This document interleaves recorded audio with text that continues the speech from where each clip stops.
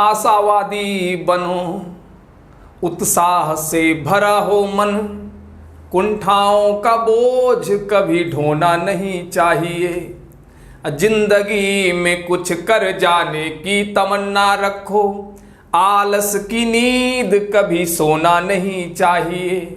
विपदाएं आई हैं आती ही रहेंगी, हमें धीरज लगन कभी खोना नहीं चाहिए। धीरज लगन कभी खोना नहीं चाहिए। श्रम के समंदर से मिलते हैं मोती, श्रम के समंदर से मिलते हैं मोती। हमें मन से निराश कभी होना नहीं चाहिए, मन से निराश कभी होना नहीं चाहिए। मेरे प्रिय विद्यार्थियों, मैं आपका हिंदी शिक्षक अंजनी कुमार तिवारी। यदि आपका पढ़ने का मन है तो रैपिड एकेडमी ज्वाइन करो। रैपिड एकेडमी में आप सबका स्वागत है। जितने भी शिक्षक गण हैं सब आपको बेहतर ढंग से ज्ञान प्रदान करने का प्रयास कर रहे हैं। देर मत करो। पढ़ाई एक ऐसा पवित्र कार्य है, नेक कार्य है। अगर इसमें मन बन गया है तो मन आगे पीछे ना करो, तुरंत जुड़ जाओ और पढ़ाई शुरू कर दो। सफलता असफलता ऊपर वाले के ऊपर निर्भर है। हम मेहनत कर सकते हैं। कर्मण्येवाधिकारस्ते मा फलेषु कदाचन। कर्म करने मेरा अधिकार है, मेहनत करने मेरा अधिकार है। आज आप 5th में पढ़े हो सकता है कि आप जब बड़े हो जाओ, कैरियर की तैयारी, कैरियर बनाने के लिए कंपटीशन एग्जाम में बैठे हो, आप जब ग्रेजुएशन कर रहे हो या पोस्ट ग्रेजुएशन कर रहे हो, तब वो जो 5th में आपने पढ़ा है वह प्रश्न, उस प्रश्न का उत्तर उसमें आपको मिल जाए। तो पढ़ाई कभी भी निरर्थक नहीं जाती। इसलिए अगर पढ़ने का मन है तो मन आगे पीछे न करो, जल्दी से ज्वाइन करो, पढ़ना स्टार्ट कर दो।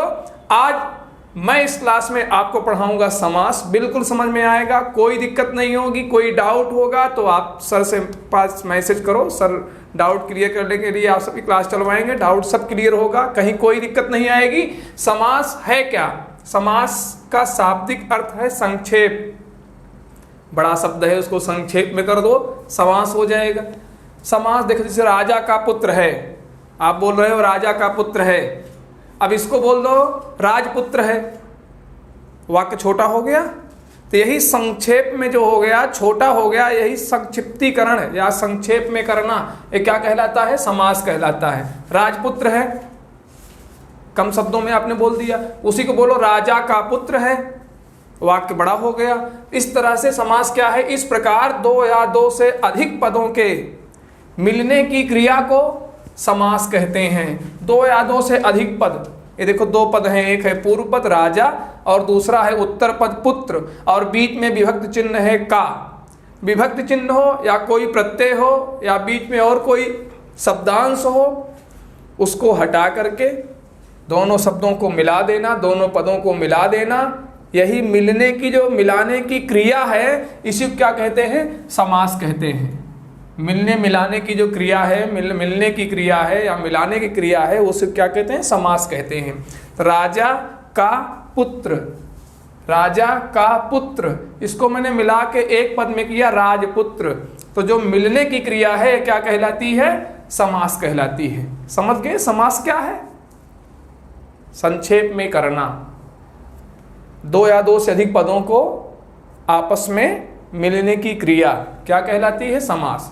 अब आप समझो समास के बाद, समास होने के बाद बने संक्षिप्त रूप को, समास की क्रिया होने के बाद जो नया पद बनता है, बने नए पद को या संक्षिप्त रूप को, उस नए पद को, संक्षिप्त रूप को क्या कहते हैं? उसे कहते हैं समस्त पद या सामासिक पद। क्योंकि समास की क्रिया से बना है, इसलिए सामासिक पद या समस्त पद कहते हैं। समस्त पद इसलिए कहते हैं कि दोनों पद, जो 2 या 2 से अधिक पद थे वो मिल गए, वो समस्त पदों का एक पद है।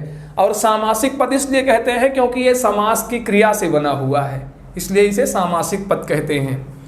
अब समास विग्रह क्या है? कि समस्त पदों को अलग अलग कर दें, जैसी उनकी स्थिति पहले थी उसी स्थिति में जब हम उनको फिर से लिख देंगे तो वह जो क्रिया हुई अलग अलग करने की क्रिया, वो क्या कहलाती है? समास विग्रह कहलाती है। इन्हें हम क्या कहते हैं? समास विग्रह। समस्त पदों को अलग अलग कर दें तो यह प्रक्रिया समास विग्रह कहलाती है। राजा का पुत्र, ये समास विग्रह है, ये पूरा क्या है, समास विग्रह है। इसको जब हम एक कर देते हैं तो ये क्या कहलाता है, एक करने की क्रिया क्या कहलाती है, समास। और जब एक कर देते हैं तो वो कहलाता है समस्त पद। जब इसको हमने एक कर दिया, राजा का पुत्र मिला दिया तो नया पद बना राजपुत्र। तो राजपुत्र क्या कहलाया, समस्त पद। क्या कहलाया है, समस्त पद कहलाया। ये है समस्त पद। और इस समस्त पद को जब मैंने अलग अलग कर दिया तो क्या कहलाया, समास विग्रह। राजा का पुत्र ये समास विग्रह है। इसमें पूर्व पद है राजा, विभक्त चिन्ह है का, और उत्तर पद है पुत्र। राजा का पुत्र, ये है राजा का पुत्र, इसे हम कहते हैं समास विग्रह। मिला करके नए पद को कहते हैं समस्त पद, और अलग अलग करने क्रिया कहते हैं समास विग्रह। इसमें दो पद होते हैं, पूर्व पद और उत्तर पद। जो जिससे जुड़ा हो, प्रत्यय से जुड़ा हो, विभक्त से जुड़ा हो, या किसी शब्दांश से जुड़ा हो, तो वो क्या कहलाएगा, वो विभक्त चिन्ह है या समान पद जो भी हो तो लोप हो जाएगा, इसका लोप हो जाएगा। इस तरह से आप समझे कि समास क्या है, समस्त पद क्या है, समास विग्रह क्या है, पूर्व पद क्या है, उत्तर पद क्या है। अब आप देखो समास के भेद। समास के भेद में पहला भेद है अव्ययी भाव, जिसके पूर्व पद में अव्यय हो, अव्ययी भाव समास कहलाता है। और दूसरा है तत्पुरुष समास।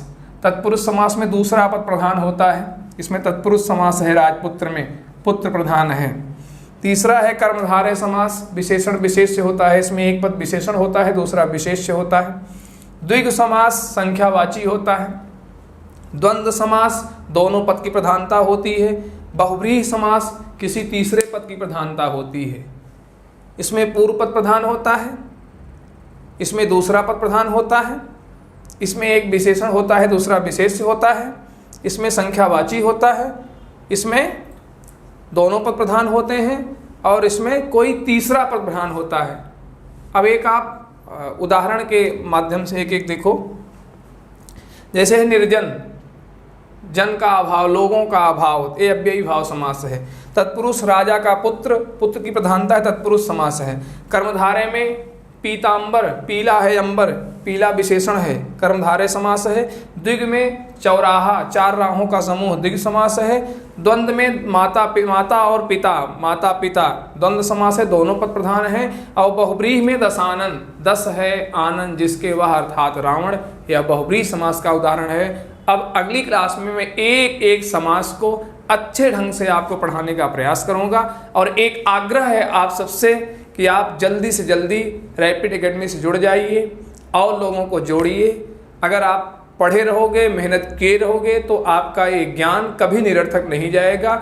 विद्या जो होती है, ज्ञान यश करी, भोग करी, सुख करी, माने सारे भोगों को प्रदान करने वाली होती है, धन को, वैभव को, समृद्धि को प्रदान करने वाली होती है, और सबसे बड़ी बात आपको यश प्रदान करने वाली होती है। इसलिए कभी भी अगर पढ़ाई का मन हो तो कभी मन आगे पीछे मत करो, कोई भी बीच में व्यवधान नहीं आना चाहिए। जल्दी से जल्दी आप रैपिड एकेडमी से जुड़ो और ज्ञान प्राप्त करो। इसी के साथ धन्यवाद। अगले वीडियो में, अगले क्लास में मैं आपको अव्ययी भाव समास पढ़ाऊंगा।